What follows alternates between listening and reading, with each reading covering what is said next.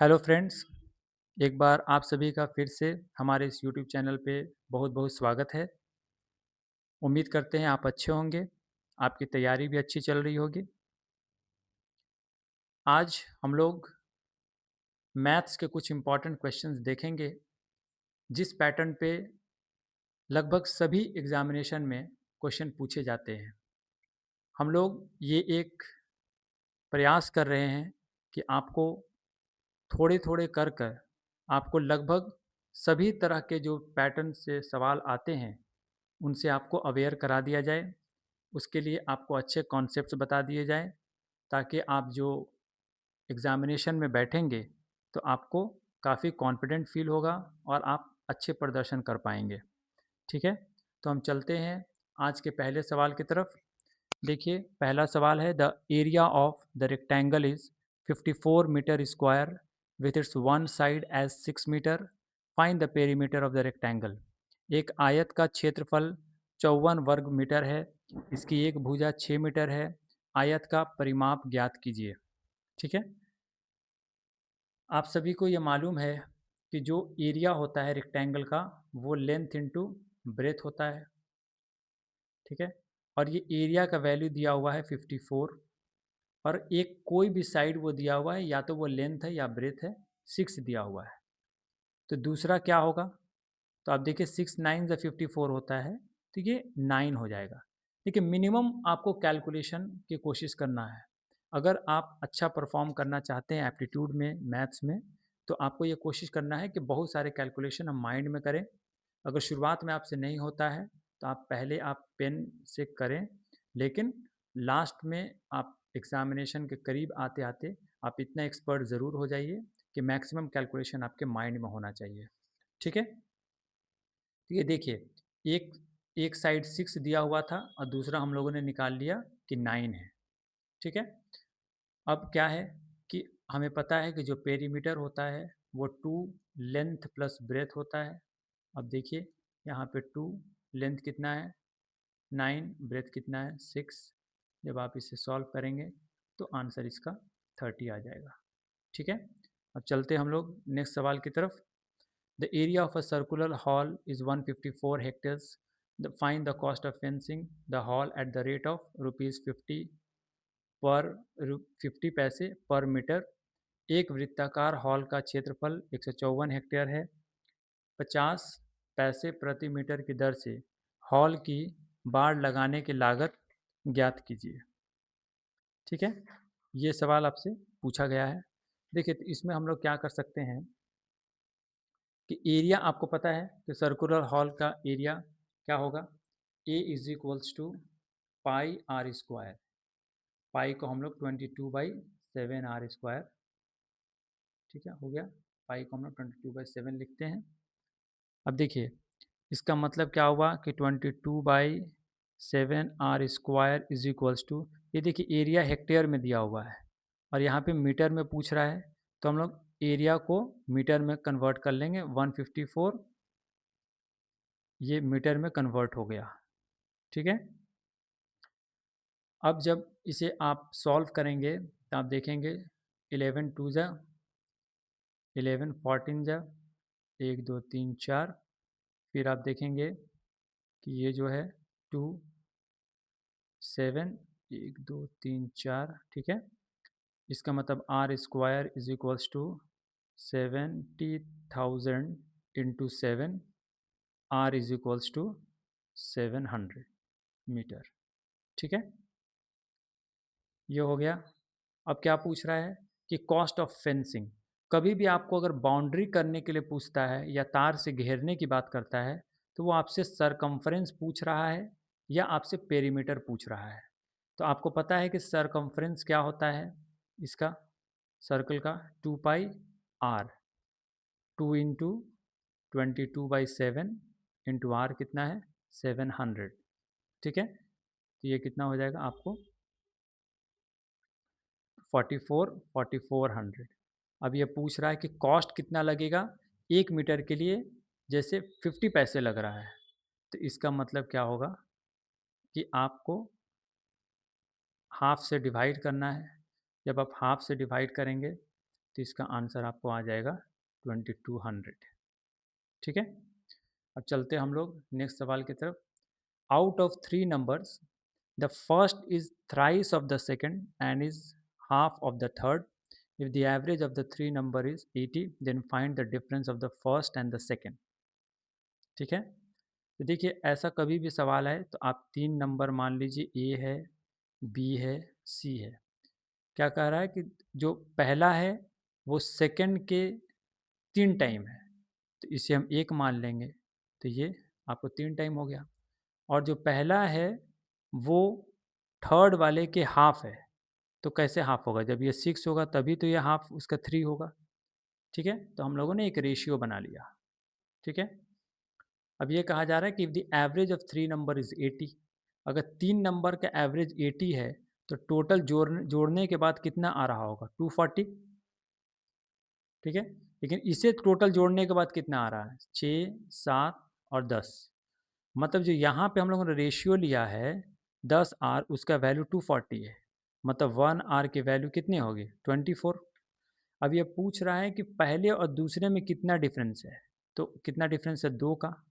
जो हम 2 समझ रहे हैं एक्चुअली में वो 2 इंटू 24 है, क्योंकि एक रेशियो का वैल्यू 24 है, तो हमारा आंसर हो जाएगा 48। ठीक है, मैं आप लोगों को इतनी अच्छा ट्रिक्स बताऊंगा कि आप लोगों का मन खुश हो जाएगा और आप एग्ज़ाम में उसे आसानी से अप्लाई कर पाएंगे। ठीक है, बस आप हमारे साथ बने रहिए, और अगर आपको हमारा वीडियो पसंद आ रहा है तो प्लीज़ लाइक, शेयर और सब्सक्राइब करना ना भूलें। ठीक है, चलिए हम लोग चलते हैं नेक्स्ट क्वेश्चन की तरफ। Nisha takes as much times in running 18 meters as a car takes in covering 48 meters. What will be the distance covered by Nisha during the time the car covers 1.6 kilometre? Nisha को 18 metre दौड़ने में उतना ही समय लगता है जितना एक car को 48 मीटर की दूरी तय करने में लगता है। कार द्वारा 1.6 किलोमीटर की दूरी तय करने में निशा द्वारा तय की गई दूरी कितनी होगी? देखिए सिंपल क्वेश्चन है ये। जैसे देखिए ये जो रेशियो है ना, निशा और कार दोनों के डिस्टेंस का जो रेशियो है वो कितना है? अगर निशा 18 मीटर चल रही है तो जो कार है वो 48 मीटर चल रहा है। ठीक है, आप इसको पहले ये कर लीजिए, सिंपल फॉर्म में कर लीजिए। 3 6 या 18 और 3 16 जा, तो ये रेशियो कितना है? 6:16। अब यहाँ पे बोल रहा है कि अगर निशा कितना चलेगी अगर कार जो है 1.6 चला, तो आप देखिए ये कितना हुआ? डिवाइडेड बाई 10 हुआ है, तभी तो 1.6 आया है। ठीक है, तो यहाँ पे क्या हो जाएगा? डिवाइडेड बाई 10 कर देंगे तो ये 0.6 हो जाएगा। लेकिन देखिए ये 1.6 है वो किलोमीटर में है, और जो ऑप्शन सारा दिया हुआ है वो मीटर में दिया हुआ है, तो ये 0.6 किलोमीटर को जब हम लोग मीटर में कन्वर्ट करेंगे तो वो 600 मीटर आ जाएगा। ठीक है, तो 600 मीटर आंसर हो जाएगा। ठीक है, हम लोग चलते हैं अगले सवाल की तरफ। A fruit seller has a certain number of mangoes of which 5% are rotten. He sells 75% of the remaining and he is left with 95 mangoes. How many mangoes did he have originally? एक फल विक्रेता के पास कुछ आम हैं जिनमें से 5% सड़े हुए हैं। वह शेष 75% आम बेच देता है और उसके पास 95 आम बचते हैं। मूल रूप से उसके पास कितने आम थे? देखिए आप ये मान लीजिए उसके पास जो आम था वो एक्स था। ठीक है, तब देखिए जो बचा हुआ मैंगो है वो कितना है? 95। अब देखिए 95 का वैल्यू कैसे आया होगा? जो एक्स है 5% तो सड़ा हुआ है, तो ये 95% ही बचा। अब इसका भी वो 75% सेल कर दिया, तो कितना बचा? 25% बचा। जब आप इसे सॉल्व कीजिएगा तो x इज इक्वल्स टू, देखिए 4, x इज इक्वल्स टू 400। तो शुरुआत में उसके पास कितना आम था? तो आंसर हो जाएगा 400। ठीक है, अब चलते हैं नेक्स्ट सवाल की तरफ। Sohan sells 12 steel plates at rupees 540. If there is a loss equal to the cost price of 3 steel plates, then what is the cost price of the plates? Sohan 12 steel प्लेटें 540 रुपये में बेचता है। यदि 3 स्टील प्लेटों के क्रय मूल्य के बराबर हानि होती है तो प्लेटों का क्रय मूल्य क्या है? देखिए, जब भी ऐसा सवाल आए तो मैंने आपको बताया था कि कॉस्ट प्राइस आप एक किसी भी आइटम का, जैसे यहाँ पे प्लेट है तो एक प्लेट का आप मान लीजिए 1 रुपया है, ठीक है। वो बेच कितना प्लेट रहा है? 12 प्लेट बेच रहा है। हम लोग ये देख लेते हैं कि कॉस्ट प्राइस ऑफ 12 प्लेट कितना होगा? 12 रुपया, ठीक है। और सेलिंग प्राइस ऑफ 12 प्लेट कितना दिया हुआ है? बोल रहा है कि सेलिंग प्राइस ना देके ये दिया है कि there is a loss equal to cost price of 3 steel plates.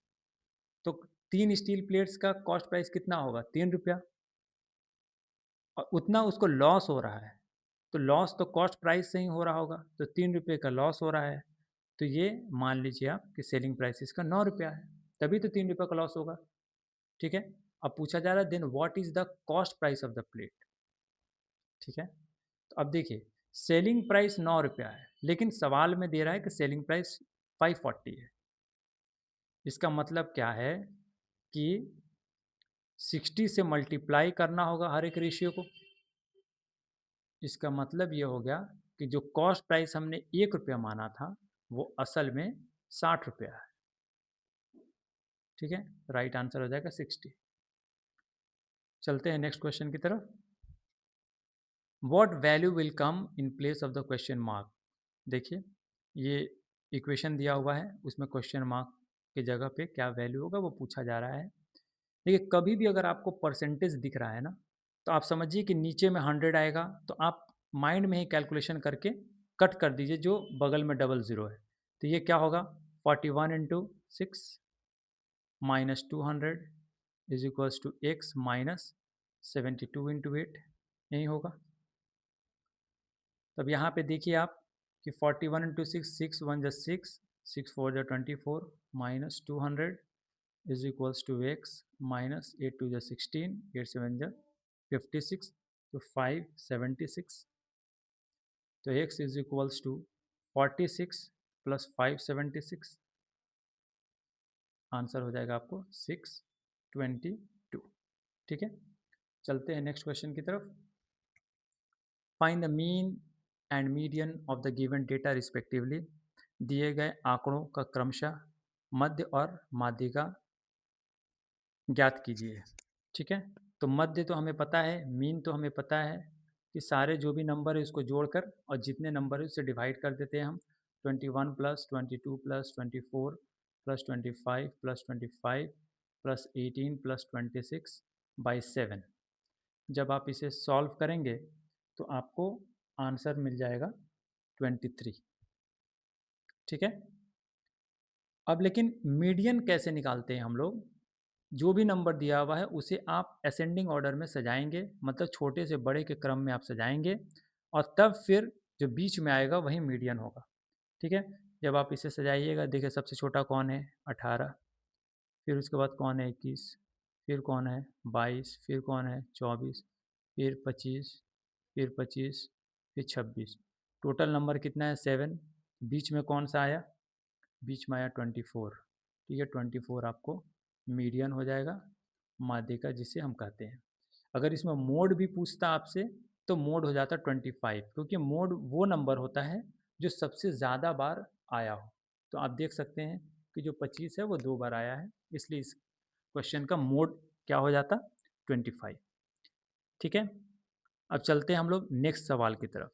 देखिए, ये सवाल देखकर आपको लगेगा कि कम से कम तो आपको 2 मिनट या 1 मिनट ज़रूर लगेगा, लेकिन मैं एक आपको ऐसा ट्रिक बताने वाला हूँ कि आप बस देखेंगे इस तरह के सवाल को और आप तुरंत में आंसर करेंगे, ठीक है। चलिए, तो देखिए, सबसे पहले तो हम आपको कन्वेंशनल मेथड बताते हैं कि लोग कैसे इसे सॉल्व करेंगे। X is equals to under root 30 plus under root 30 plus dot dot dot dot होगा। इसका मतलब ये हुआ कि x is equals to under root 30 plus x आप कर सकते हैं। इसका मतलब ये हुआ कि x square is equals to 30 plus x square minus x minus 30 is equals to 0, x square minus 5x minus 6x plus 5x minus 30 is equals to 0, x x minus 6 plus 5x minus 6 is equals to 0, x plus 5x minus 6 is equals to 0, x is equals to minus 5 x is equals to 6। तो जो positive है वो answer हो गया। तो इस तरीके से आंसर इसका 6 हो गया। ये हो गया कन्वेंशनल मेथड। जो बच्चे कन्वेंशनल वे में सॉल्व करेंगे उनको इतना समय लगेगा। लेकिन अगर आप मुझसे पढ़ रहे हैं और मैं अगर आपको एक ट्रिक बताऊंगा, तो जस्ट आप इस तरह के सवाल को आप देखेंगे और देखते ही आप आंसर लगा देंगे। ठीक है, तो चलिए मैं आपको बताता हूं कि वो ट्रिक क्या है।